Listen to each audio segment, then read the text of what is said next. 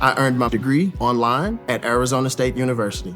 I chose to get my degree at ASU because I knew that I'd get a quality education, they were recognized for excellence, and that I would be prepared for the workforce upon graduating.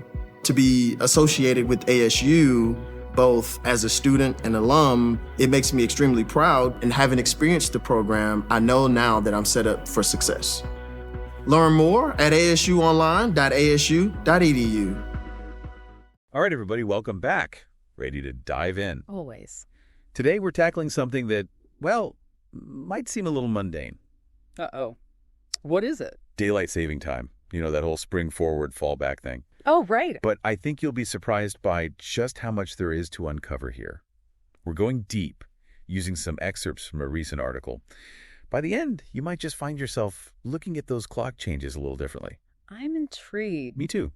So, to start us off, have you ever noticed how DST seems to, pop up throughout history, especially when things get tough? You know, you're right. It's like clockwork. Ha! But seriously, it always seems tied to moments of crisis or when resources are stretched thin. Exactly. Yeah. Think about it. The idea of messing with our clocks to get more daylight actually goes way back, centuries even. But it was really World War I that brought DST into the mainstream, a way to conserve energy, you know? Right. And then lots of countries ditched it once the war ended, but then brought it back during World War II. And then, what was it, the 1970s energy crisis? Yep. You can't deny the pattern. Almost makes you wonder if there's something more to it than just saving energy, right? There just might be. Okay, so let's get into the nitty-gritty. Let's talk about what DST actually does, beyond just making us groggy for a week in the spring. Sounds good. First up, energy. Was all that clock changing really worth it? Did we actually save energy? Well, it depends on who you ask and what studies you're looking at, honestly. Oh, no. That's not what I wanted to hear. No. I mean, there is some evidence that shows DST can lead to, well, modest energy savings. Like, think about the evenings. Less need for artificial light, right? Sure. Okay. Yeah, I can see that. But there are also studies that show, well, either a minimal impact or even an increase in energy use in the mornings. People need more heat or light when it's darker outside, obviously. So it's not a simple answer, is it? It makes you wonder, even if there are slight energy savings here and there, is it really worth the hassle? And not just the hassle, but the potential downsides. Right. You're talking about health? Exactly. This is a big one. I mean, we're messing with our sleep schedules. Yeah. Not exactly a small thing, right? Our bodies run on those rhythms. Exactly. And that abrupt time change, even if it's just an hour, can disrupt our natural sleep rhythms, our circadian rhythm. Right, circadian rhythms. And that impacts more than just feeling tired, right? Absolutely. Our hormones, our metabolism, even our mental sharpness, all of that gets thrown off. And some studies have even linked DST to, well, this is a little scary. Oh, no, what? Increased heart attacks and strokes, particularly right after that spring forward. Wow. I always feel awful for, weeks after that time change. Can't imagine what it's doing to people who are already struggling with their health. That's a valid concern. Okay, so energy savings might be debatable, and the health impacts are, well, pretty worrying. Yeah. But maybe DST is good for the economy. More daylight equals more spending. Well, that's what some folks argue. There is some research suggesting DST does lead to a boost in retail sales. Because people are out and about more in the evenings. Right.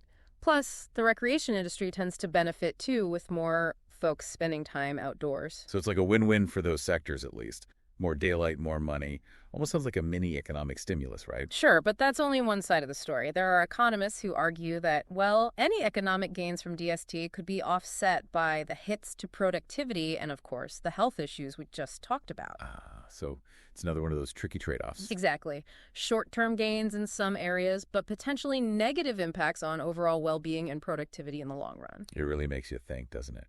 And speaking of things to think about, let's talk about safety. Okay. More daylight during that evening rush hour should mean, fewer accidents on the roads. Right, you would think.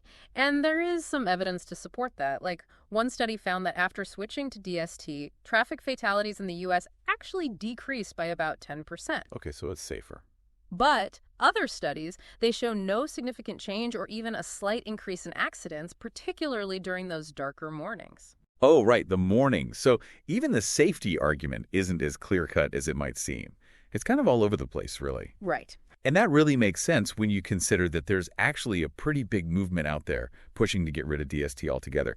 Either totally abolish it or just go with year-round standard time? And it's understandable, really. The argument for year-round standard time is all about, well, consistency. Makes sense. Consistent sleep patterns, fewer potential accidents, maybe even some overall health improvements. But efforts to change DST laws, they often run into, well, let's say, pushback from certain interest groups. Right. It's not just about the science of the data, is it? There's always politics and economics mixed in. Yeah. So I'm curious, after this deep dive, where do you stand on DST? Has your perspective shifted at all? You know, for me, what really stands out is that there's no easy answer. It's not one size fits all. Whether we keep or ditch DST should really be based on carefully looking at all the evidence, both sides of the story, and the specific needs of each community. I think that's a really great point. And it leaves me to one final thought, something for everyone listening to chew on. Imagine if we could completely redesign our timekeeping system today, knowing what we now know about our bodies and how interconnected our world is. Would DST even be part of the equation? Wow, that's a great question. I think so too. So I hope this deep dive has given everyone some new things to consider about daylight saving time. It's more complicated than you might think. Keep exploring this topic, keep questioning, and keep forming your own informed opinions. Until next time, see you then. Today is your lucky day. Today is the day that our $3 website works for you, paying you directly to your PayPal daily. Imagine $3 ongoing continuous payments to your PayPal account. Imagine falling asleep and waking up to $300 in your PayPal account. How would this make you feel? How could this help you? What bills could you pay? What kind of fun could you have? What does that retirement look like now? All for a one-time payment of $3. This website is DFY done for you, fully built and completely hosted, and never stops collecting payments for you. You have spent $3 on coffee on a regular, but that coffee won't help you create multiple streams of income. Click the link below.